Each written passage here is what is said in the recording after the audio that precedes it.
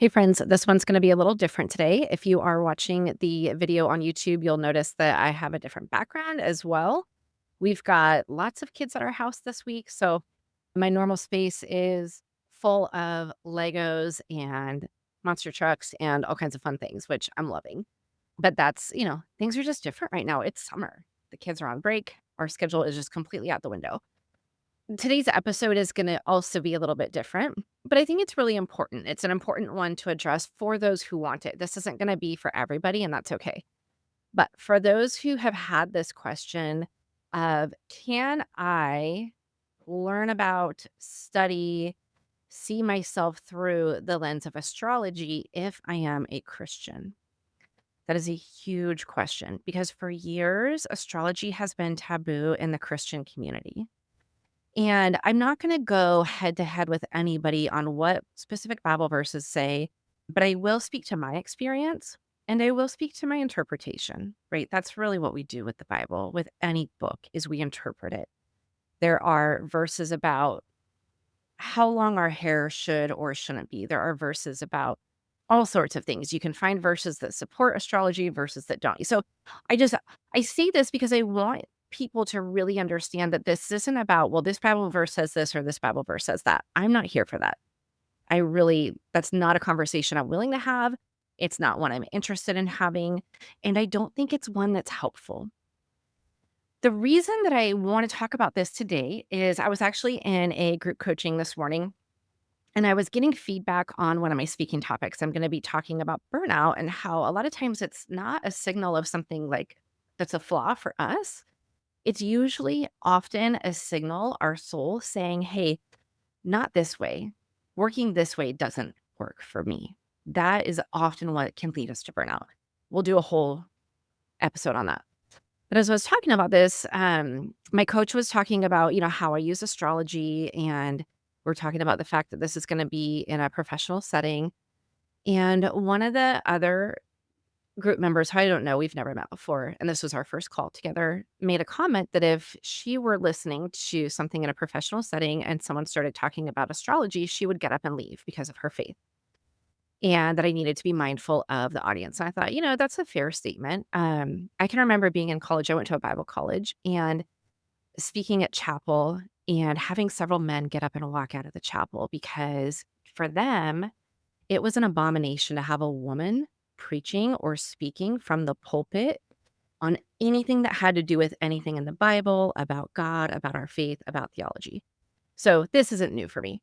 And, if I were in a setting like that where somebody got up and walked out, that's fine. It's their choice, right? I'm not here to hold anybody hostage. I also don't go into a setting like that to teach astrology. It just happens to be part of my story. But it really got me thinking because a lot of times women will come to me and they'll say, I'm nervous. I'm nervous about getting my birth chart read because this has always been taboo in my faith. And I get that. I grew up in an evangelical free church. I was a leader during high school at a Presbyterian church. My first degree was from Simpson University, which is associated with the Christian and Missionary Alliance. I was the leader of our campus missionary club. I was married to a man who went to the Southern Baptist Seminary. He was also a pastor. We were married for 10 years. So I was born and raised and lived the first 35 years of my life in a Christian biblical setting. That was everything that I knew. I can remember being 9 years old and standing on Main Street in our little town and looking at a store across the street, and it said things like tarot, astrology, magic. And I remember thinking, that's really cool, but I can't I can't go in there because I'm a Christian. Even at 9 years old, I knew that. I knew that that was taboo. So this is something that for me was also taboo for a really long time. I didn't set out to become an astrologer. I didn't set out to embrace astrology, but it was when my life completely fell apart. I was no longer married. I lost my community. I lost my identity. And I went into what I call spiritual hibernation. Other people have called that the dark night of the soul.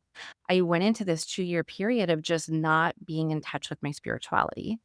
And at the end of that, what brought me out of it, a big part that brought me out of it, there were two things. One, astrology, and two, oracle cards, which are very closely associated with tarot. Tarot is also taboo.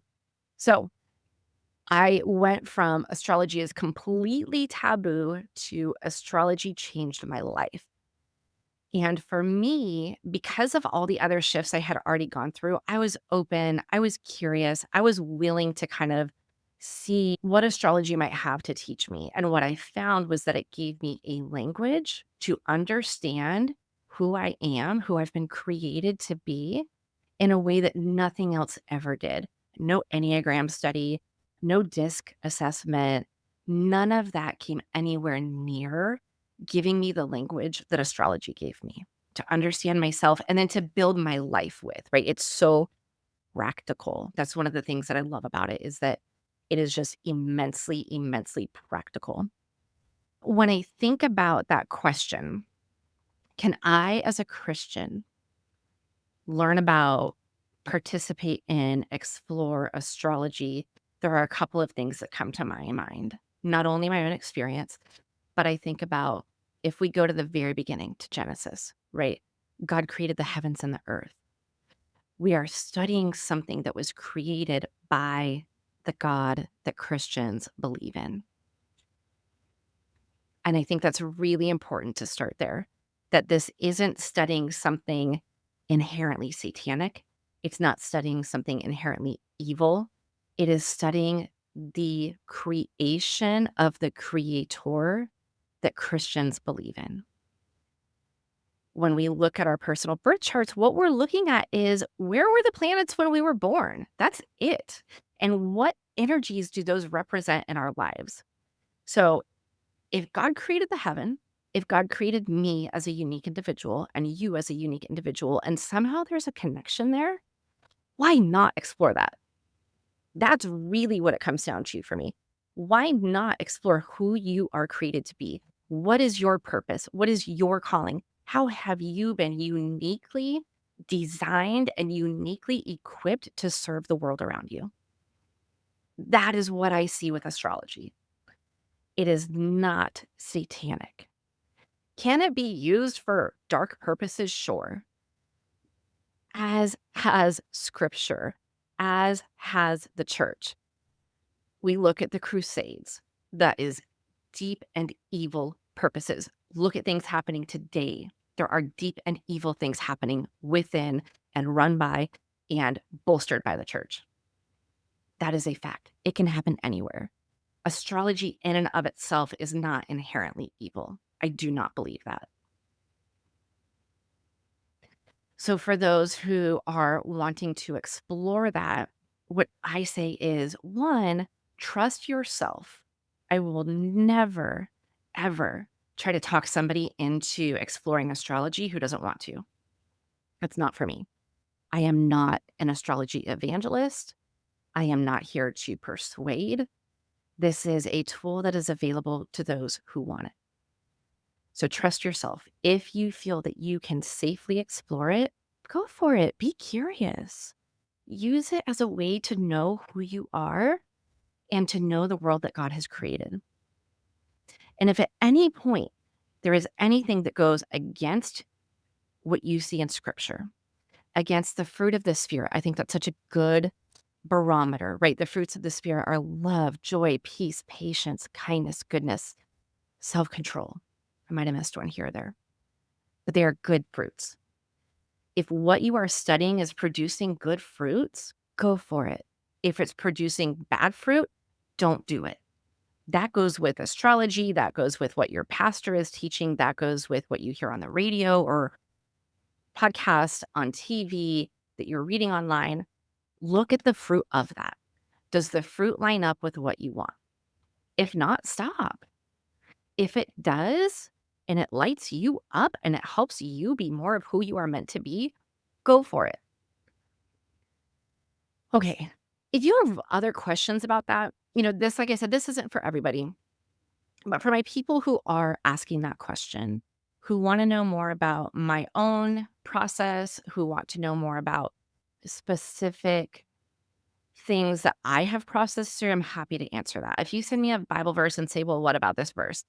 I'm not going to go toe to toe with you on Bible verses because we can find Bible verses to support anything and everything. That's just how it is.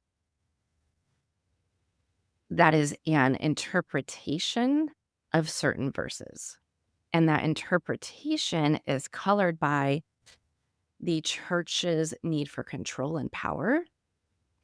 It is colored by a very male dominated, and in our culture, white dominated, often, not always, interpretation. If you look at the vast majority of theologians out there, take a look at their gender and their ethnicity and see if their own lived experiences may be coloring the way that they are interpreting scripture. Colonialism has played a huge part in this as well, right? Anything that went against the colonial ability to